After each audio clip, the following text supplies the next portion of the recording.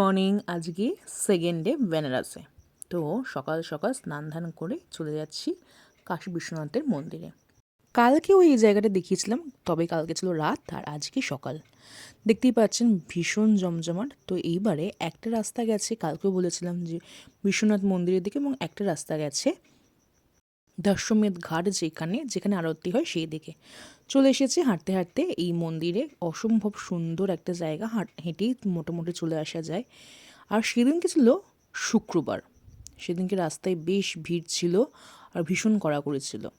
মন্দিরে ঢোকার আগে এরকম প্রচুর আপনি দোকান দেখতে পাবেন, যেখান থেকে আপনি আপনার ইচ্ছে মতন বিভিন্ন টাকার এখানে পুজোর ডালি আছে সেগুলো আপনি নিতে পারেন। এবং সবথেকে বড় কথা, এখানে আপনি জুতো খুলে রেখেও যেতে পারেন, কোনো সমস্যা নেই।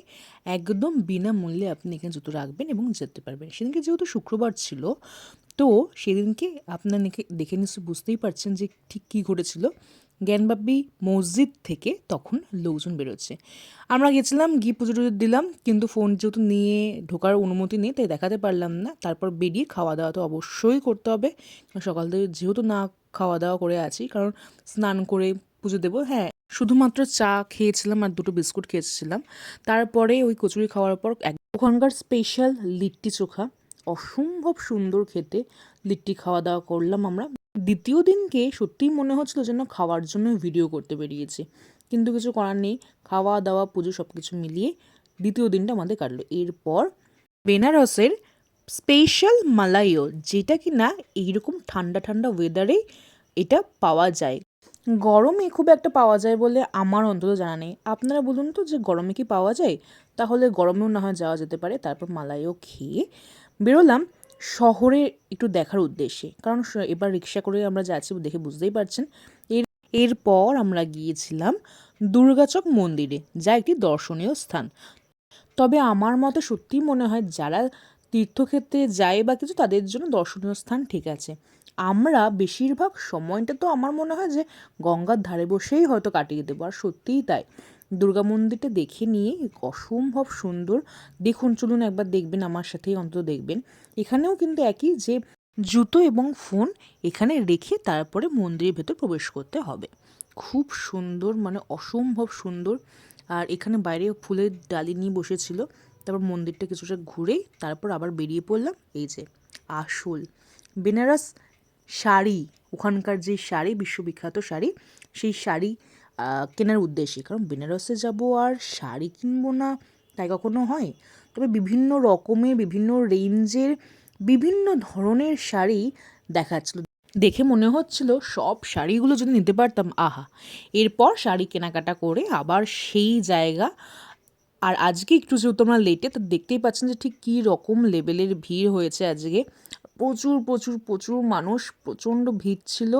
ভিড় ঠেলে আসলাম নৌকাতে, কারণ আমার একটু ইচ্ছে ছিল যে একটু নৌকা থেকে দেখলে কেমন হয়। তো আপনারা দেখে বুঝতেই পারছেন যে আমরা নৌকা থেকে দেখছি, কারণ এটা যেহেতু নদীর থেকে দেখা। কালকে আপনারা অনেকেই দেখেছেন, আজকে আর বেশি কিছু না, একটুখানি আপনাদের জন্য থাকলো। তাহলে চলুন দেখি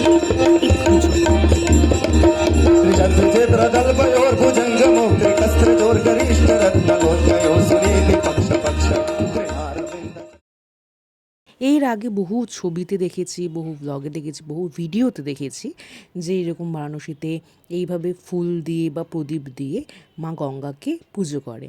তো আমারও ইচ্ছে ছিল। তো এই যে আমার হাতে যে থালাটি দেখছেন, এটার দাম মাত্র 20 টাকা।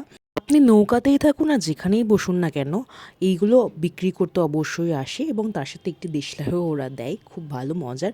সেগুলো নিয়ে আমি ভাবছিলাম যে এত ভিড়ের মধ্যে কিভাবে আমি করব, কিন্তু একটা সময় পর যখন দেখলাম মোটামুটিভাবে ফাঁকা হচ্ছে, মানুষজন বেরিয়ে যাচ্ছে, তখন আপনি অবশ্যই এইগুলো ভাসাতে পারবেন জলে। আর সত্যি খুব সুন্দর। আর এখানে গঙ্গা আরতির পর কিছু পুজো হচ্ছিল, কারণ এখানেও আমি যা বুঝলাম যে কিছু পান্ডা আছে, তো তাদের মাধ্যমে অনেকে পুজো দেয়। আর এখানে আমি একটুখানি ছবি তুলছিলাম, খুব খুব খুব সুন্দর লাগছিল। আর মানে এতটা, আমি অ্যাকচুয়ালি এতটাই বেটে, আর নৌকাটা অ্যাকচুয়ালি এতটাই উঁচু যে আমার হাত পৌঁছাচ্ছিল না। তারপর অনেক যুদ্ধ করে আমি এই মা গঙ্গার কাছে আমার মনস্কামনা পূরণ করলাম। অসম্ভব সুন্দর লাগছিল। এরপর একটি দৃশ্যে সত্যি চোখটা জাস্ট আটকে গেল। এই যে দেখুন কি অসম্ভব সুন্দর, এদিকে ভারতের পতাকা, এদিকে জয়শ্রীরাম। এখানে আমি কোনো রকম কোনো দল, কোনো রকম রাজনীতির রং মাখাতে চাই না, বাট খুব সুন্দর লাগছিল। আর এইভাবে তো আরতি তো সত্যি মন, মানে মন মাথা সব কিছু জাস্ট ওয়াও হয়ে যায়। আর এই যে গোলাপের পাপড়ি ছড়ানো, এটা অসম্ভব সুন্দর, অসম্ভব। আমি আগেও বলেছি, আবারও বলছি, আপনারা একবার অন্তত বারাণসীতে ঘুরে আসুন। অসম্ভব সুন্দর একটি জায়গা এবং মন ভালো হয়ে যাওয়া একটি জায়গা।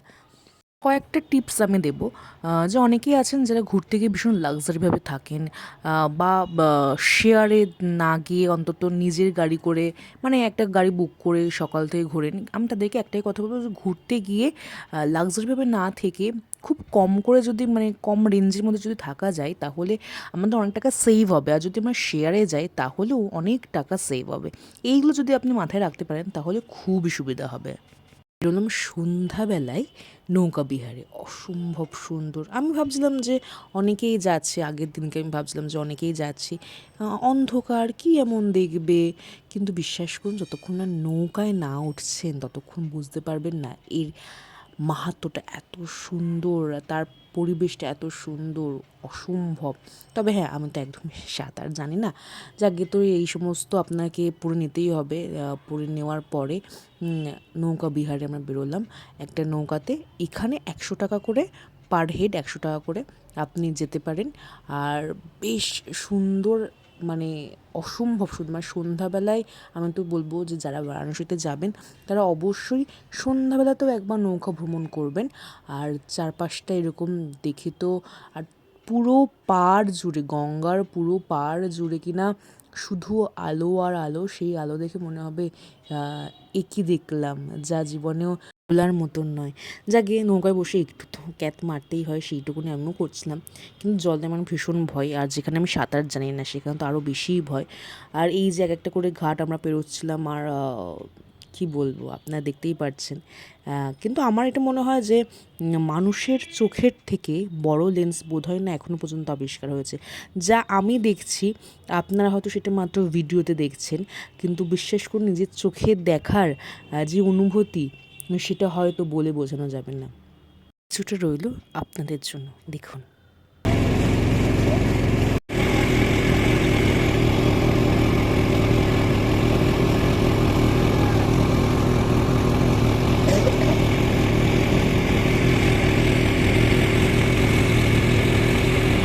এরপর আমরা আসলাম যেই কাশী বিশ্বনাথের মন্দির, সেই মন্দিরের যেই ঘাটটি, সেই ঘাটে। মানে দেখে তো জাস্ট ও মাই গড, এইরকম একটা জাস্ট ওয়ার্ড বেরোচ্ছিল মুখ দিয়ে। আর এইটা হচ্ছে, আপনারা অনেকেই জানেন যে মণিকর্ণিকা ঘাট, যেই ঘাটে কিনা 24 ঘন্টা ধরে, মানে 24x7, এই পুরো 24 ঘন্টা এখানে মৃতদেহ পোড়ানো হয় বা যজমানি করা হয়। অসম্ভব সুন্দর লাগছিলো। বাট আমি পার্সোনালি ওই ঘাটে যাইনি, কারণ ভয় না, কোনো কোনো জায়গায় মনে হয় যে না, সব জায়গাতে হয়তো না গেলেও চলে। তো সেই কারণে আমি জাস্ট আমার ব্যক্তিগত কারণের জন্য আমি জানি, আপনারা অবশ্যই যাবেন এবং ঘুরে আসবেন। নৌকা বিহার করে আসার পর দেখলাম যে এখানে এইভাবে বিক্রি হচ্ছে, এই জিনিসটা হচ্ছে এরকম। এরপরে আমরা বাইরে আসলাম, বাইরেটা অসম্ভব সুন্দর। তারপর ওখানে গিয়ে দেখলাম ও মাই গড, ফুচকা। আর ওখানকার লোকজনের বিয়ে হয় কিন্তু এইভাবে, এটাও বেশ ভালো লাগছিলো। এসব দেখেই বেশ সময় কেটে যাচ্ছিলো। এরপর আবার শাড়ির দোকানে যাওয়া, আর তারপর রাতের ডিনার। আমরা অবভিয়াসলি ভেজ খেয়েছিলাম। তারপরে বেনারসে গিয়ে বেনারসের পান খাবো না তাই তো হয় না। অসম্ভব সুন্দর ছিল, আর খুব সুন্দর করে সাজিয়ে দিচ্ছিল, বেশ ভালো লাগছিলো। আর পানটা এত সুন্দর, আমি ভাবছিলাম যে একবারে কীভাবে খাবো। আর পুরো ট্রে জুড়ে আপনারা দেখতেই পাচ্ছেন। আপনারাও আসলে অবশ্যই এটা কিন্তু ট্রাই করবেন। আর আজকের ভিডিওটা আমি এখানে শেষ করছি। দেখা হবে আবার আগামীকাল। ততক্ষণ সবাই ভালো থাকবেন, সুস্থ থাকবেন। আর ভিডিওটি ভালো লাগলে অবশ্যই আপনারা জানেন কী করতে হবে, লাইক শেয়ার সাবস্ক্রাইব করতে ভুলবেন না, আর অবশ্যই কমেন্ট করতে ভুলবেন না। Thank you.